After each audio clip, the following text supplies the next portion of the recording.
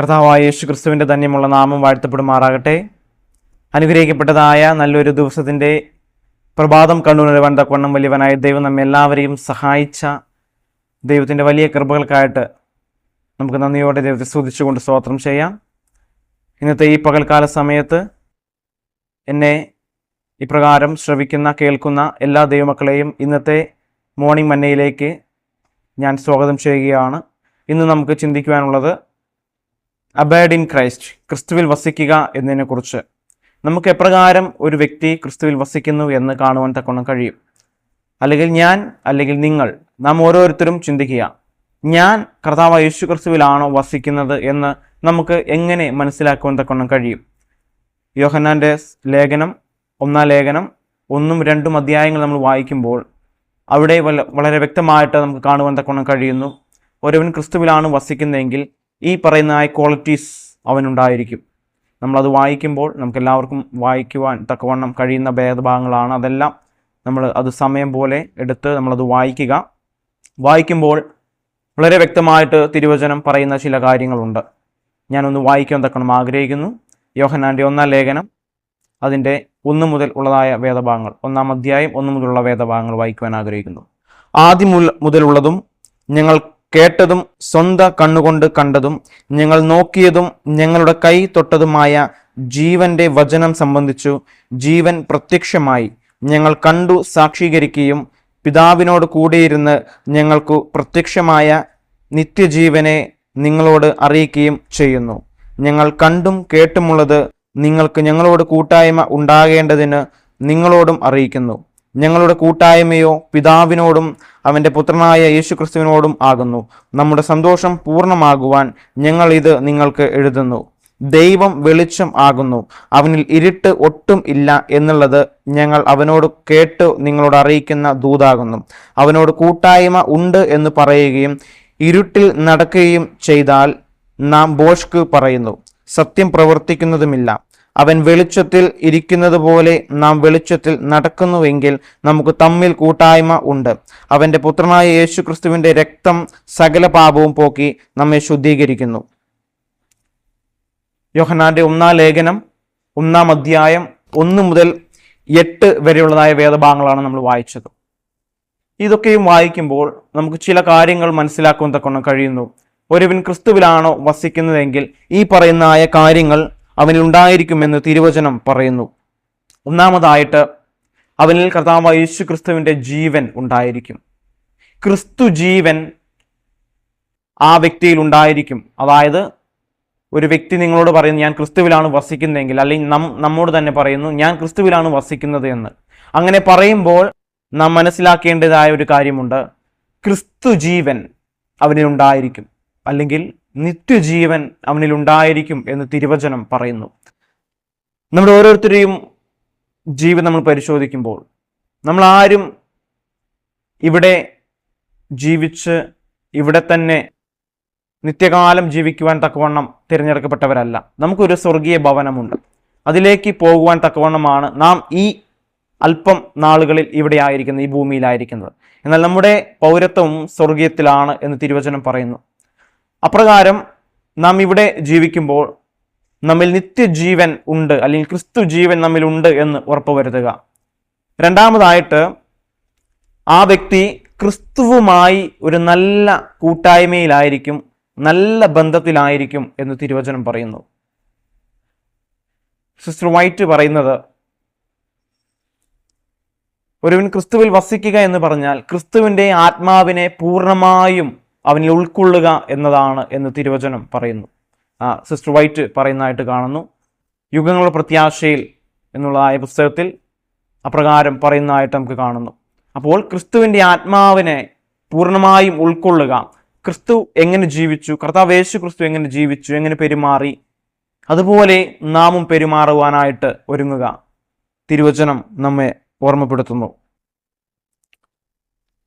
വീണ്ടും നാം താഴേക്ക് വായിക്കുമ്പോൾ ഒരുവൻ ക്രിസ്തുവിലാണ് വസിക്കുന്നത് എങ്കിൽ ആ വ്യക്തി ക്രിസ്തുവുമായി മാത്രമല്ല മറ്റ് ക്രിസ്തു ഭക്തന്മാരുമായും നല്ല ബന്ധത്തിൽ ആയിരിക്കും എന്ന് കാണുന്നു.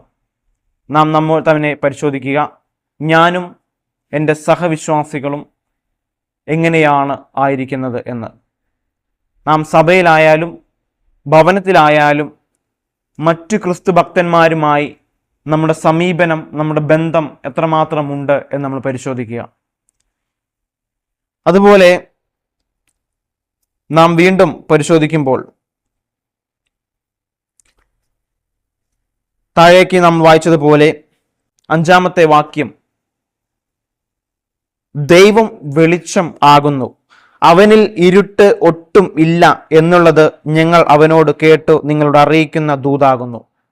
അവനോട് കൂട്ടായ്മ ഉണ്ട് എന്ന് പറയുകയും ഇരുട്ടിൽ നടക്കുകയും ചെയ്താൽ നാം ബോഷ്ക്ക് പറയുന്നു, നാം കള്ളമാണ് പറയുന്നത്. കാരണം നാം ക്രിസ്തുവിൽ വസിക്കുന്നുവെങ്കിൽ, ക്രിസ്തു ദൈവമാണ്, വെളിച്ചമാണ്, ആ വെളിച്ചത്തിലാണ് നാം വസിക്കുന്നതെങ്കിൽ, എന്നാൽ ആ ഇരുട്ടിന്റെ പ്രവൃത്തികളിലാണ് നാം ജീവിക്കുന്നതെങ്കിൽ നാം കള്ളമാണ് പറയുന്നത്. നാം തീർച്ചയായും വെളിച്ചത്തിനുള്ളവരല്ല, നാം ദൈവത്തിലല്ല, ക്രിസ്തുവിലല്ല വസിക്കുന്നത് എന്ന് കാണുവാൻ തക്കവണ്ണം കഴിയുന്നു.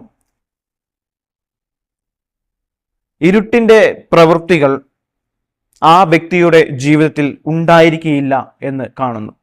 അടുത്തത്, ആ വ്യക്തി പാപത്തിൽ നിന്നും അകന്ന് ജീവിക്കുന്ന ഒരു വ്യക്തിയായിരിക്കും. ഒരുവൻ ക്രിസ്തുവിലാണ് വസിക്കുന്നത് എന്ന് പറയുമ്പോൾ ആ വ്യക്തിയിൽ കാണപ്പെടുന്ന മറ്റൊരു കാര്യം, അവൻ എന്താണ്? പാപത്തിൽ നിന്നും അകന്ന് ജീവിക്കുന്നവനായിരിക്കും. അവൻ പാപം ചെയ്യുവാൻ തക്കവണ്ണം പോകുമ്പോൾ അവനറിയാം അവൻ ആരോടാണ് പാപം ചെയ്യുന്നതെന്ന്. ആ ഒരു ബോധ്യം അവനിൽ എല്ലായ്പ്പോഴും ഉടലെടുക്കും.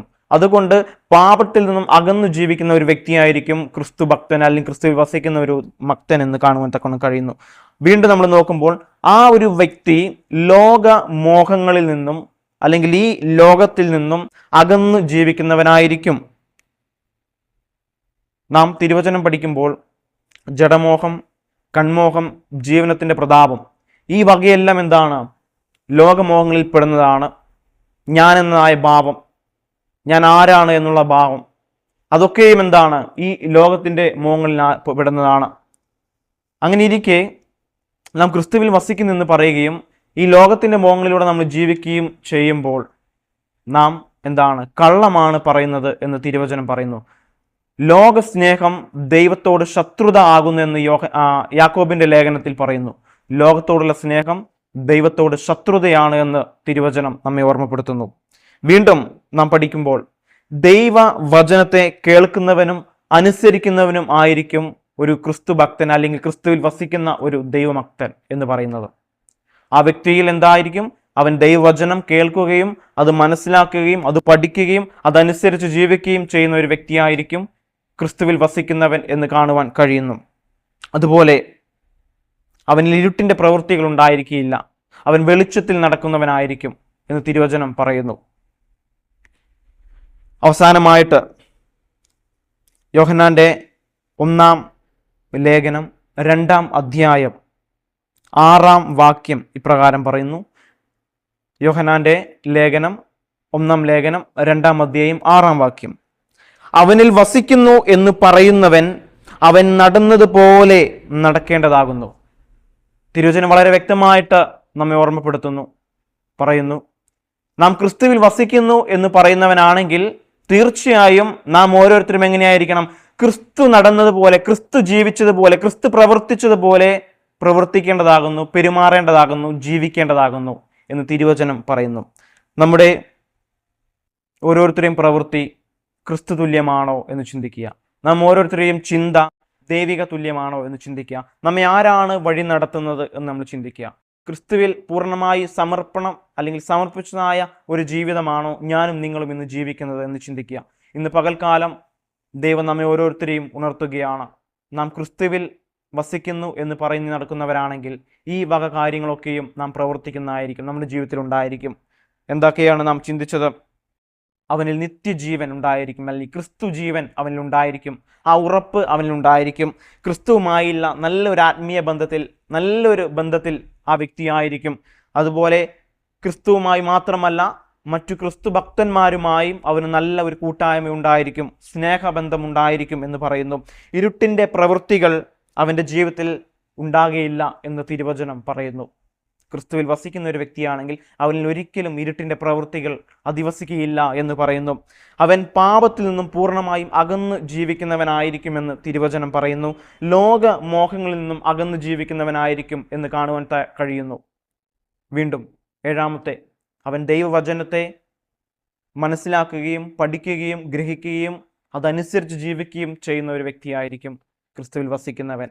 അവസാനമായി ഇതെല്ലാത്തിൻ്റെയും സാരാംശം പറയുന്നത്, തിരുവചനം പറയുന്നത്, കർത്താവായ യേശു ക്രിസ്തുവിൽ വസിക്കുന്നു എന്ന് പറയുന്നവൻ യേശു ക്രിസ്തു ജീവിച്ചതുപോലെ ജീവിക്കേണ്ടതാകുന്നു.